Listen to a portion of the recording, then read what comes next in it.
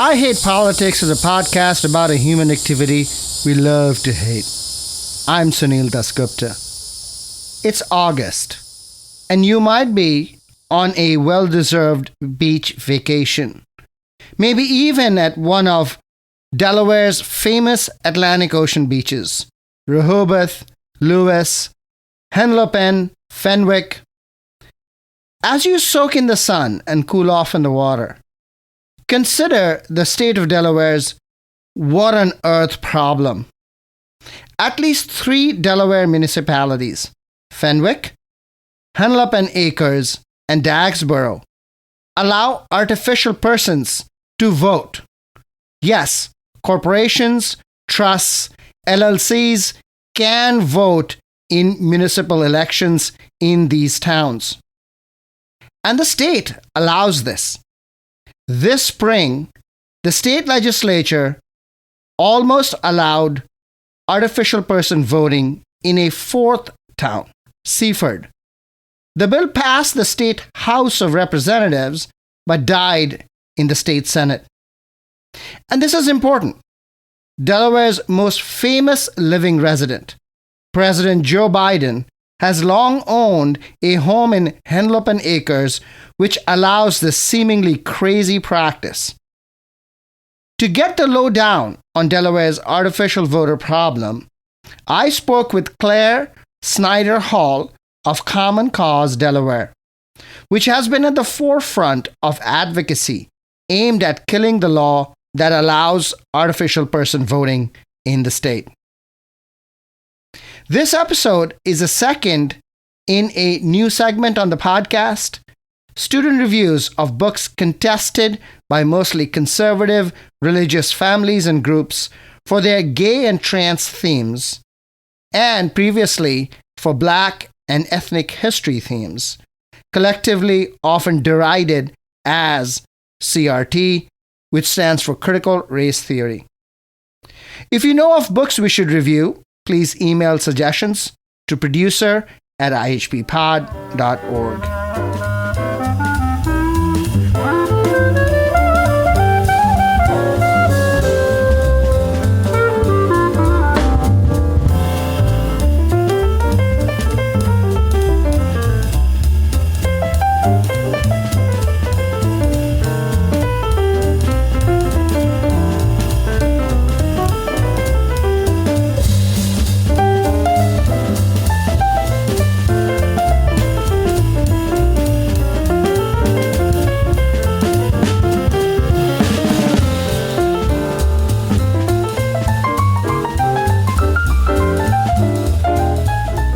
I Hate Politics is a podcast about our neighborhoods, workplaces, schools and streets, and our local governments as they function in diverse and democratic societies.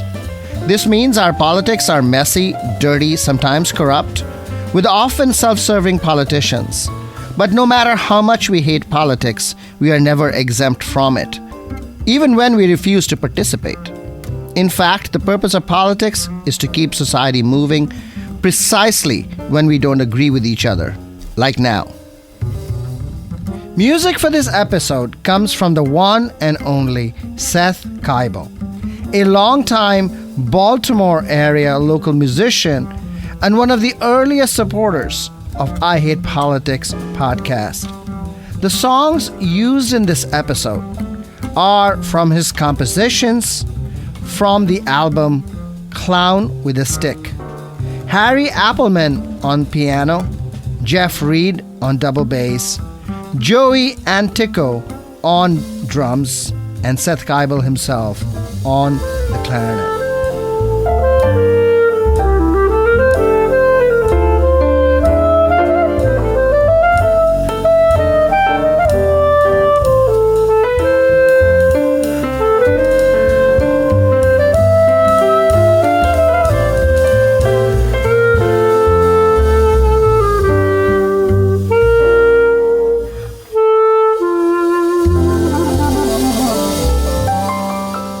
Hi Sunil, this is Joanna Silver. I live in Silver Spring, and I'm calling you about your recent show on July 28th about the STEP Act.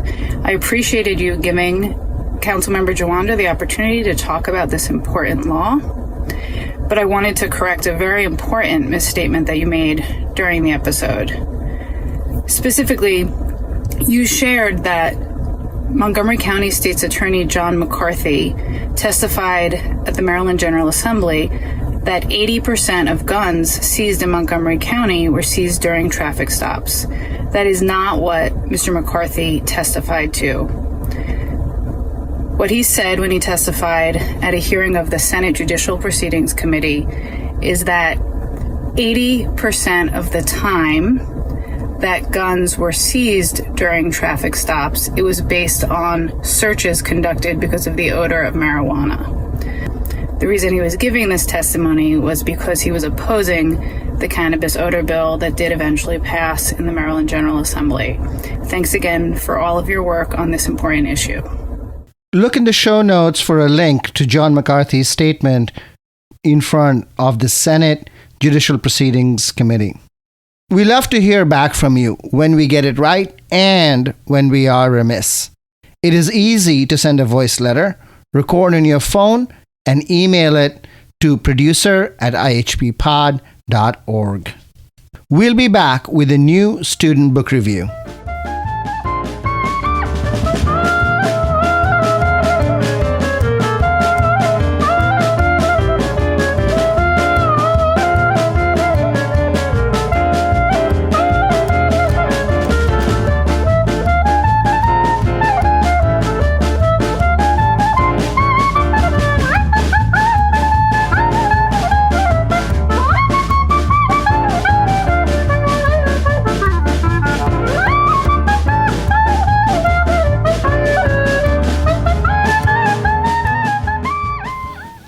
Tula, welcome to I Hate Politics.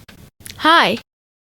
Are you ready for the review of the book Love, Violet? Yep, I'm ready. How does the book start? So, a girl named Violet develops a crush on a girl named Mira. All she wants to do is go on adventures with Mira. But whenever there's an opportunity to bond or talk with Mira, Violet gets really shy. One day, she comes up with a solution that will express her feelings, a Valentine made especially for Mira. So what happens next? Violet brings her Valentine to school, but throughout the day, at every chance Violet has to give to her crush, she runs away, too scared to do it. At recess, she's finally ready to give her Valentine to Mira. But the wind blows it away and drops it right where the students are running. The Valentine is accidentally destroyed. How does the story end? Violet is very sad and Mira comes up to see what's wrong.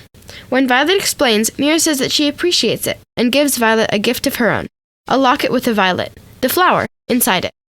At last, Violet and Mira share their feelings and get to go on adventures Violet had dreamed of going on with Mira. So did you like the book? I did. I thought the story was really sweet. I liked that it was not about being gay or lesbian, but just about a girl with a crush. Learning and being educated about the LGBTQ community is important, but at a young age, like the audience of Love, Violet is targeted at, I think it's more important to just normalize that kind of thing. To know that a girl with a crush on another girl is completely normal and okay. The one thing I did notice was that one moment in the story didn't exactly match with the rest. For most of the book, the characters all act like little kids, which is fine, but at one point, when Violet is at school, her classmates joke about how Violet has a special someone, and how Violet blushes and changes the subject, which doesn't seem like something a little kid would do. There are other moments in the book like that one. So the book is meant for kindergartners through fifth graders. Where do you think it actually belongs in terms of, which grade? I think that, the way the book is presented, it says it should be, I feel like, kindergarten to third grade at most. But it's kind of mismatched with the content of the book because it's talking all about a crush and, at a young age, do first graders, kindergartners and first graders really get crushes? And do they talk about it the way that Violet and Mira did? Thank you, Tula. Of course. If you know of other contested books in MCPS or in another school district or public library, and you want them reviewed, or know students who might be willing to review books on air, please reach out at producer@ihppod.org.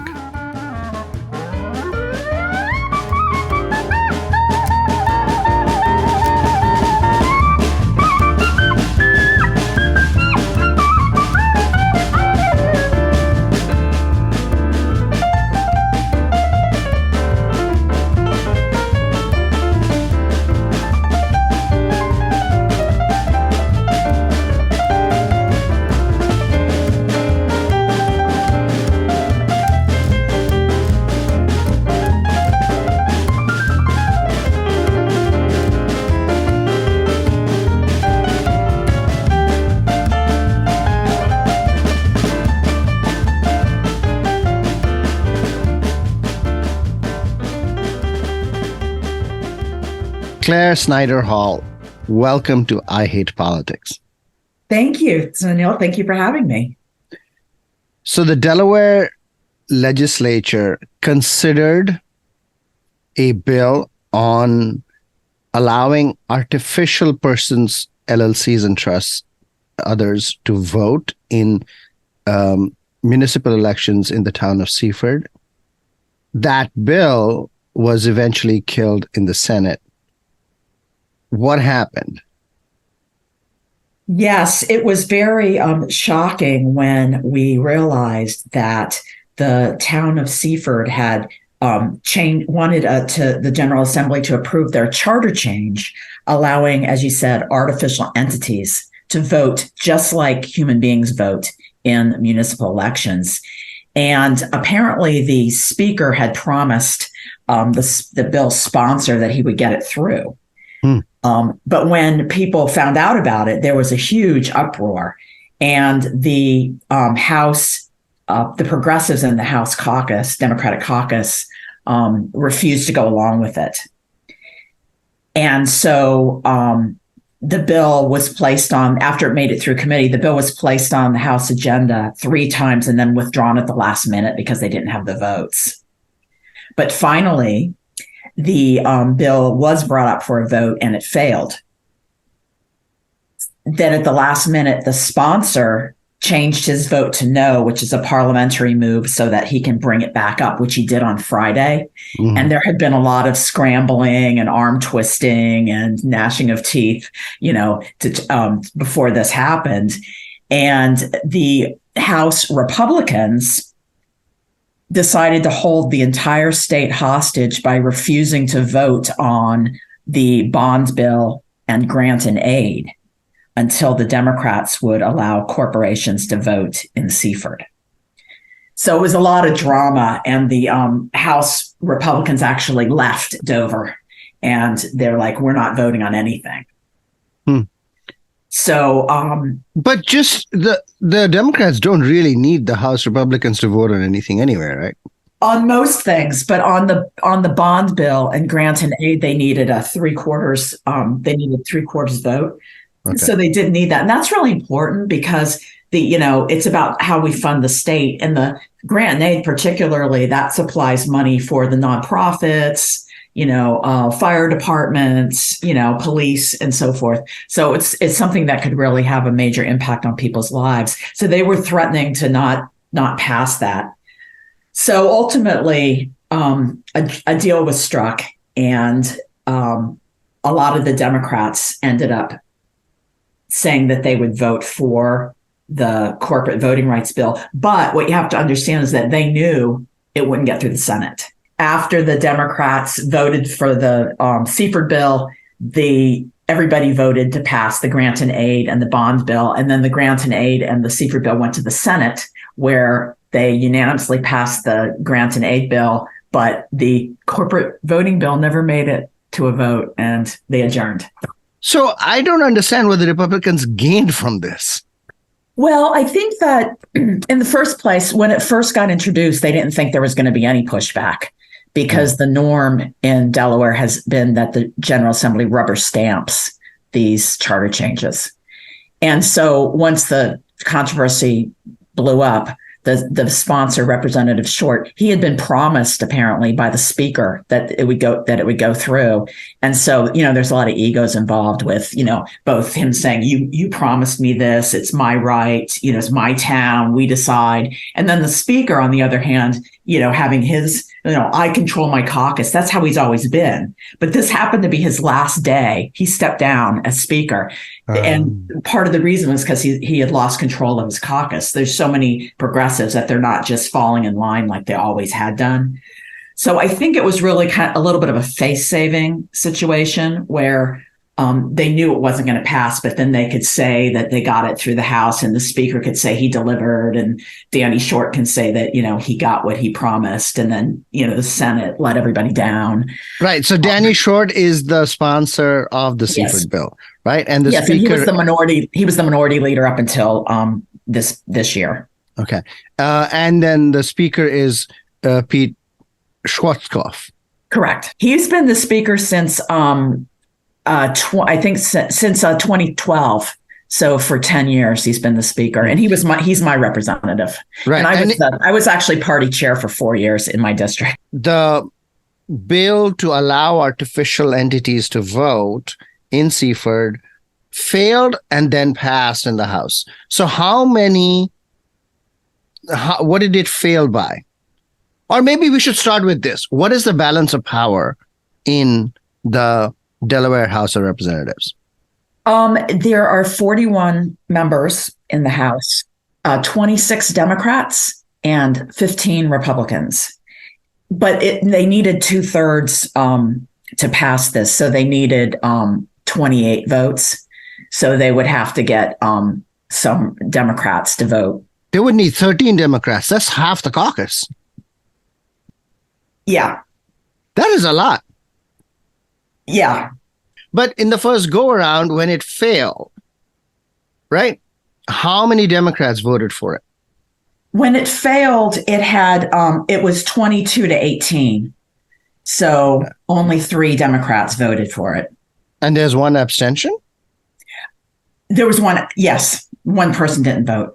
Let's talk a little bit about the bill itself and what it contains. So it does allow artificial entities to vote, but there are some specific provisions about, what that means in reality. If you own a building and live, in Seaford, you can't vote twice, correct? Correct. And I think that was a little bit confusing for people. Mm-hmm. Right. So if you live in Seaford and you own and you have a business that has property in Seaford, you can't vote twice, as you said. But if you don't live in Seaford, you can vote in Seaford and also vote where you actually live, which is 2 votes. But people are saying, some people are saying, well, they're not voting twice because you can't vote in Seaford if you live in Seaford. Or if you own multiple businesses in Seaford, you can only vote once. And I was saying that, well, you actually are voting more than once because you're voting where you live and you're voting in Seaford. And it's like if you snowbird, right? If you snowbird in Florida, you don't vote in Florida and also in Delaware, right? You vote in one place, you vote where you live. You don't vote in multiple places. So that was a little bit of people talking across each other for that. But yes, you're correct. Does that kind of I believe that kind of arrangement exists in other Delaware municipalities. In Delaware right now, it's Fenwick Island, Henlopen Acres, and Dagsboro allow artificial entities to vote. There was a dust up in Newark a few years back because a non-resident business owner voted 30 some times because of multiple businesses. And then when people found out about it, there was, pushback and they changed the law. Huh. But it's also something that no other state allows. There's no other state in the union that allows artificial entities to vote. Really? Mm-hmm. I thought Connecticut and New Mexico have some provisions for this. They have non-resident voting. And this is another issue that is a little bit confusing because there's in a lot of places in Delaware and also Connecticut and New Mexico, non-resident property owners can vote. But not artificial entities. Okay. And in Seaford, non-resident property owners are already able to vote. It's just not artificial entities. This was going to add artificial entities and giving them the full rights of regular voters. Because there are many places in Delaware where there's, you can vote, artificial entities can vote on tax referenda and different things. But those are the only places that the ones I mentioned where you have the full voting rights of a natural person. So there's a lot of like little nuances that. But those are important nuances. I mean, it's really the distinction between artificial voting and non-resident voting is a very interesting one because, a lot of people hold property as LLC. Right. So if you hold it as LLC, if you only allow non-residents to vote, then you cannot vote, right? But now this bill would do that. And that's right. And that's one of the arguments, I guess, that, the people that wanted the bill are making. In fact, that's what the minority leader said. He's like, well, I own a property in Rehoboth and I don't live there and I can vote, but I want to make it an LLC because, tax reasons and protection of your other assets and so forth. Mm-hmm. And so I should still be able to vote. It's like, no. Well, first of all, in my opinion, you shouldn't even be voting if you don't live there. Mm-hmm. But it's a bridge too far because giving artificial entities voting rights, I mean, they already have been given free speech rights and freedom of religion rights and so forth. It's going more and more down that path towards, corporate tyranny, basically, by giving corporations, they have all this money and they can exercise unlimited spending. And now they're going to start voting. I mean, in Seaford, 340 people voted in the last election, and there are 234 artificial entities. So you can see how it's going to skew the election. Is that the population of Seaford or just a low voter turnout? Very low voter turnout. The voter turnout in Seaford was 7%. So, which is, I mean, that's a whole nother issue, right? I mean, Seaford need to rise up and start voting. Right. But a lot of times people don't vote because they feel like there's nothing to vote for. Like there's no decent alternative or it doesn't really matter. A lot of these towns, first of all, the elections are not held at the same time as most elections. So if you're not paying attention, you might not even know. And then you can go down there to vote and they'll be like, oh, you're a registered voter in Delaware, but you didn't register with the city. And the deadline was weeks ago, so you can't vote. So there's barriers to voting like that. And there was a bill it was actually a Republican bill that would have eliminated the double registration requirement. And it was the speaker shot it down. Never made it out of committee. I have to ask you, what does Delaware's most famous resident have to say about this? I've been waiting for POTUS to weigh in on this. And he actually lives in his house. His house is in Henlopen Acres, so he could have a corporation vote. But I doubt he would. I mean, I can only imagine he would condemn it, but who knows? But he hasn't spoken about it. And it's a weird thing because people around here, like they have this, of course you can have non-resident voting. Like it's just a normal thing when it's not normal at all. As you mentioned, Connecticut and New Mexico, right? They're the only other states. It's not normal for non-resident property owners to vote. It's sure as hell not normal for artificial entities to vote. But around here, it's like, oh, no big deal. But I'd imagine President Biden would say something about it. He must know about it because if he lives in Henlopen Acres, come on. You might remember like a while back, they were bashing the Republicans were bashing Biden, saying that you're criticizing Georgia's voting changes. Delaware is worse than Georgia. And in fact, we did a webinar called "Is Delaware Really Worse Than Georgia?" And our voting laws are more retrograde. Really? Yeah. I mean, we don't have vote by mail at all. We have one of the earliest voter registration dates in the country. And you have dual registration requirements. Yes. That's onerous. Yeah. And the president doesn't speak to all of this, right? He has bigger fish to fry. I guess so. We'll see. You said, I think at some point that there are more progressive Democrats in the legislature now. So when did this start to change? There's this thing called the Delaware Way. Mm-hmm. And that's how things have normally been done. And that's kind of, I always describe it as like cronyism. Mm-hmm. It's good old boy culture and cronyism and kind of backroom dealing. And, you make a phone call and, people don't make waves. It's all kind of settled behind the scenes. And then there's not a tradition of civic engagement in Delaware. It's kind of a passive sort of political culture. A lot of our elections aren't even competitive. So you have this, and I think this is where this bill was coming from. It's like, of course you're going to rubber stamp the Seaford that, change. Why would there be any issue? We've always done it this way. And it's a real sea change in terms of the culture. But you only have 3 other municipalities that have this kind of voting. It's not that every municipality in Delaware has this kind of voting. So always done it this way is kind of, okay, what do you mean by always? 3 others don't have it.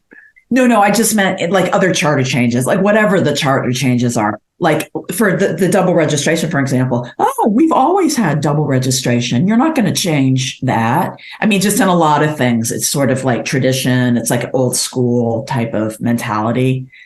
And just, you just kind of bow down to the leadership.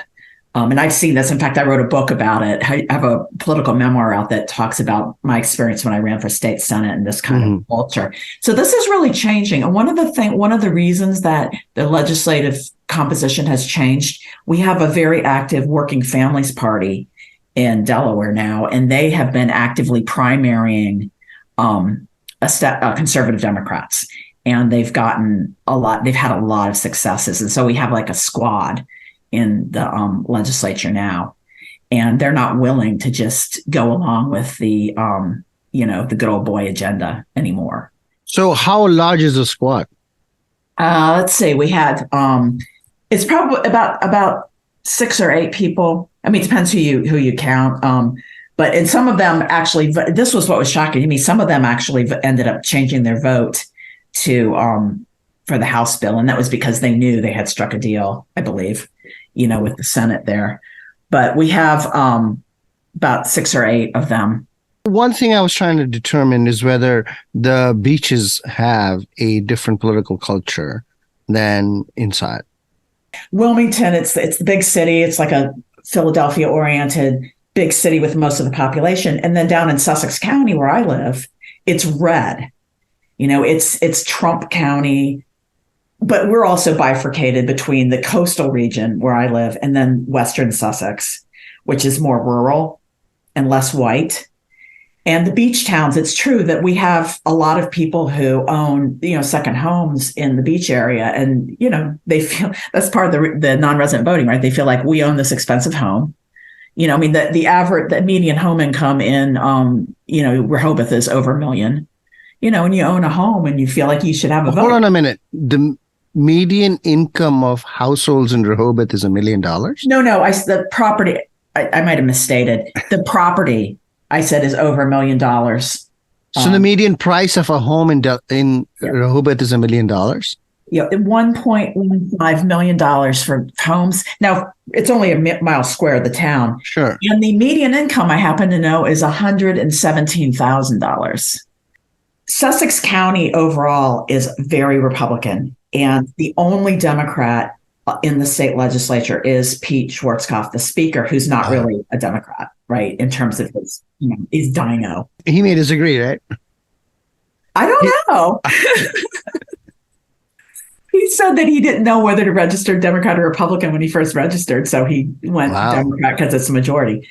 So he's very conservative Democrat, and he gets elected and reelected. He's very well loved by a lot of people and hated by others. Back to the corporate voting, they tried to do it in Rehoboth in 2018. The mayor, just like the mayor in Seaford, pushed this through in Seaford. It wasn't like the people of Seaford wanted this. It was too. How do you know that, though? Well, I just say that because it was 2 city council people and the mayor broke the tie that got it through. So it was 3 people and against 2. if the town is representative, then they represent 60% of the people.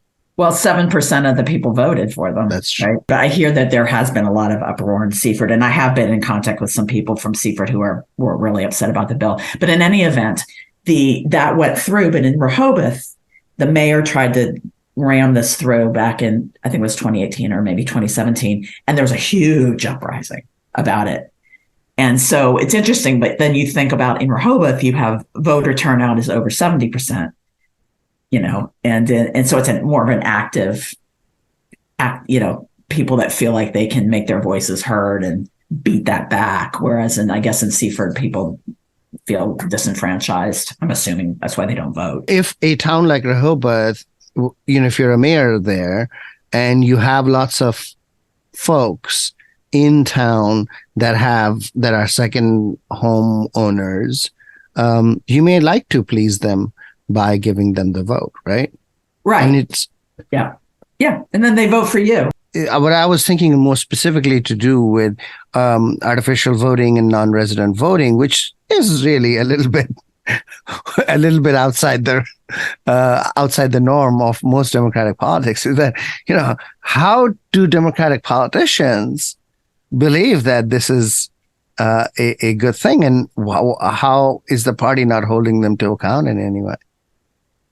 Well, I mean, it's the whole, there's a lot of Democrats who are more pro-business, more conservative towards the center, and they think it's, they don't want to be the ones to raise taxes, and you get public-private partnerships and big donors, donate to their campaigns, and they can say they're pro-business. I mean, there's a lot of reasons. Sometimes people don't think of it as big picture. It's more just like for example, Seaford, we just want businesses to come here. We're just trying to revitalize, right? We just want to, and this will help businesses thrive, and they'll want to come here, and it'll help us economically. They're not thinking about what I'm thinking about, which is the state of democracy and the slippery slope and what's going to happen in the long term. And it's a step towards corporate tyranny and those types of larger questions. It's more just, more nuts and bolts of. Should local politics not be about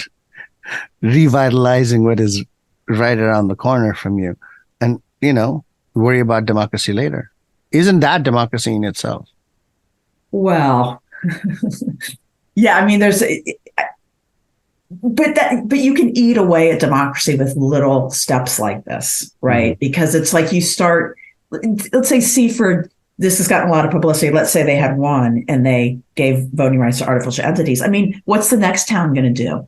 And Lewis now was talking about doing it. And then other towns get the idea. And then, the whole state will do it. Right. And then, Delaware did it. Then now we're going to have, North Carolina's going to do it. And, Florida's going to do it. And then next thing you're kissing your democracy goodbye. And we're already under attack. Right. So what is interesting, Yeah. What is really interesting is that there is this wave. Yeah. I mean, why should that wave come about now? Well, when I first heard about it, the first thing I thought was it's got to be ALEC, the American Legislative Exchange Council that does the blueprint laws for all over the country. It's a Koch brothers funded, as I'm sure you know. And I reached out to my team at National Common Cause, and they reached out and tried to find out. And we don't have any evidence that there's some entity behind this. It could just be something that bubbled up, because it's also, I hate to say this, but it's also kind of the next logical thing, right? You have Citizens United, where corporations are given free speech rights, and they have the, religious freedom and all this. So it makes sense. They should vote. Why does this bubble up in Delaware and not elsewhere? I haven't heard South Carolina, highly Republican, talking about artificial persons voting. But in Delaware, where there is a solid Democratic majority, this seems to be an issue. Well, I think it's probably related to the fact that we're the incorporation capital of the country. Over 60% of Fortune 500 companies are incorporated in Delaware, and over half of all companies are incorporated in Delaware. Mm-hmm. So we have that kind of focus, like people know that, it's the thing we do. It's why we have no sales tax, right? So people know that, and so they have that kind of corporations mindset. But as far as the Democratic majority goes, we are solidly in Democratic hands, but the Democrats aren't really, and a lot of times, Democrats. And this happens a lot in single party states where you then get actual Republicans saying, oh, I'm going to run as a Democrat because Republicans can't win. But you also have, it's a blue state, but it's not really blue. You have, and because of the power of the banks and so forth, you have, our congressional contingent supporting, anything for the banks and so forth. So it is a Democratic majority. And down in Sussex County, and I experienced this when I ran, I talk about it in my book a lot, it's that the Democrats aren't really Democrats as we know them. I always say they never got that 1965 memo, right? So we have a lot of Dixiecrats down in Sussex. So they're registered Democrat because their family's always been Democrat, but they really support the Republican agenda. So it's not really, so we are a Democratic majority, but that doesn't necessarily mean anything. I mean, it means something, but it's not. So Delaware still has an unreconstructed Democratic Party in the process of transition, and in part, especially from the local level, these kinds of initiatives, such as artificial voting, find a natural home, perhaps because also the way the economy is structured around vacation homes and things. Yeah. And that hopefully that's going to change, right? As you expect that to change? That's going to change. We now have, we have new players on the Democratic side because the speaker had stepped down as he's retiring in at the end of this term, which is, he's got one more year, but he stepped down as speaker. Okay. And one of the squad members, though, is now the majority whip. So Valerie Longhurst is going to be speaker, and she is not a progressive Democrat. She is a more conservative Democrat, correct? She's a little bit mixed. She's progressive on some things and conservative on others. What things? But she's a power player. What things is she? Well, I mean, it depends how you define it. I mean, she supports, women's rights issues and choice and, stuff like that. In terms of the artificial persons voting, do you think she is similarly supportive? I was actually surprised that she voted against it originally. And then she switched her vote to yes. For some reason, I feel like this is just such a shell game. But see, this is a thing, because then you can say you voted against it before you voted for it, right? It's just, this is a thing. And the Senate never brought it to a vote, and then they don't have to go on record, right? So they don't. So the senator who's running for Congress doesn't have to take a vote because you're going to piss someone off either way, right? Either you supported, you were quote unquote anti-business, or you were quote unquote anti-democracy. Are you hoping for more progressive legislation? We're very much still for getting vote by mail and same day registration, both of which we worked really hard and got passed last year, but then the Delaware Supreme Court overturned them. And we're not going to be able to get those passed unless we get 2 more pro-voter votes in the House. We have prohibitions on no excuse absentee voting in our Constitution. So we need a constitutional amendment, in other words. What about artificial voting? There's a bill that was introduced that would have banned or artificial entities from voting in Delaware. But the current version also protects and enshrines non-resident voting. And so I wouldn't be comfortable with that. I would want a bill that prohibits artificial entities from voting, but doesn't say that doesn't protect non-resident voting, because we're both opposed to that also. And I expect that a new version of that bill might be coming forth in the next year's session. As well as the campaign finance. So, yeah. Who is the sponsor of the old bill? Representative Sherry Dorsey Walker is Democrat? The main sponsor, Democrat, and she's running for lieutenant governor. And then I know that Representative Medina Wilson Anton is on there. And I have to check all the other. No, but why I'm asking is, where is the sponsor from? Is She's she from Wilmington. She's from Wilmington. Yeah. Okay. So it's a Wilmington effort. It's not really the effort's not coming out of the beaches yet. Yeah. Well, and got to remember, the speaker's the only Democrat down in the beach area, in the House. Mm-hmm. Oh, wait, I'm sorry. That he was the only one. Now we have a second one, Representative Stell Parker Selby, and she voted yes the first time for the bill. Mm-hmm. She's very conservative. So we have two Democrats in Sussex in the House, but that's it. We didn't at all talk about the Senate. What is the balance of power in the Senate? In the Senate, there's 21 and 7 are Republicans, 14 are Democrats, so they have a supermajority. Yeah. And of those Democrats, of the 14 Democrats, how many would you classify as being progressive? Oh, I don't know offhand. Maybe very good half. About half. Yeah. And the leadership, is pretty progressive. And they have a very different culture over there too. They're more collegial and less bullying and stuff. Claire Snyder Hall, thank you for taking the time to explain the Delaware politics, as exceptional as it is.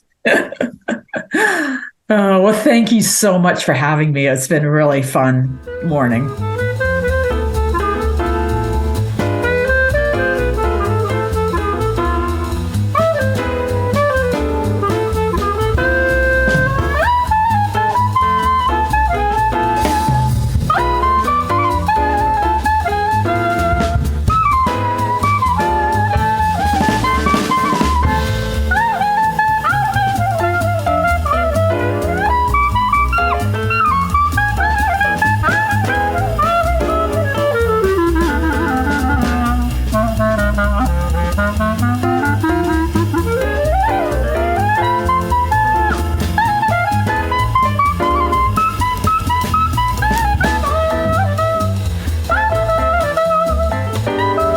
You're listening to I Hate Politics. I am Sunil Dasgupta. What lessons should we draw from my conversation with political activist Claire Snyder Hall of Common Cause, Delaware? Municipal elections vary a lot. Tacoma Park allows 16-year-olds and non-citizens to vote. And in the dust-up between Disney and Florida Governor Ron DeSantis, we found out how peculiar that local government arrangement was.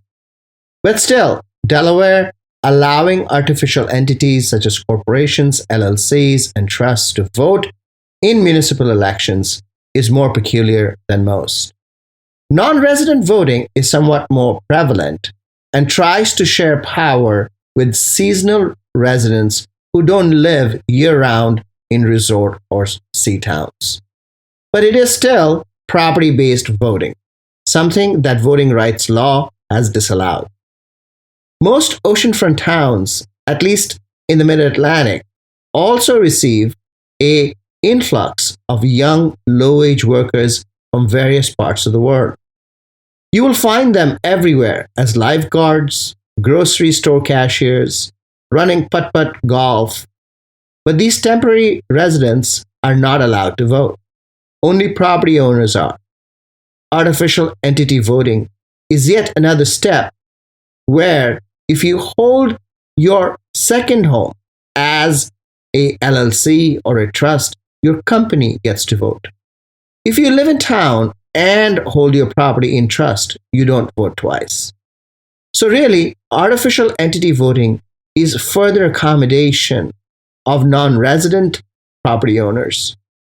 President Joe Biden lives in one of these towns, but has said nothing publicly about the system. Why Delaware is a harder question to answer. Claire Snyder Hall sees the problem as part of a larger trend of corporatization of politics, consistent with the Citizens United decision and rising inequality between rich and poor in America, both threats to democracy. She's fearful of the demonstration effect this will have in other towns and cities and other states as well. Yet I think there is something truly unique in Delaware politics to allow these efforts to move forward in a solidly democratic state and given the history of Citizens United. In Claire Snyder Hall's view, Delaware's Democratic Party has remained unreconstructed and is only now in the process of change. We need more research on how, when, and why Henlopen Acres, Fenwick Island, and Dagsboro first allowed artificial person voting. To be honest, there may be others as well. We just don't know. I am on it, but for now it seems that there is growing resistance to expanding the system. Rehoboth and Newark, Delaware, both rejected measures to allow artificial person voting, and the Delaware legislature is changing. And it killed the charter approval bill for the city of Seaford. That's all for this episode. You're listening to I Hate Politics. I'm Sunil Dasgupta. Music for this episode comes from Seth Keibel, a longtime Baltimore area local musician. The songs used in this episode come from his compositions in the album Clown with a Stick. Harry Appleman on piano, Jeff Reed on double bass, Joey Antico on drums, and Seth Keibel himself on the clarinet. If you want to share your music on the show or know someone else who might want to, please email us at producer@ihppod.org. I hope you will subscribe and share the podcast as we bring you stories about politics close to you and to your home. See you next time.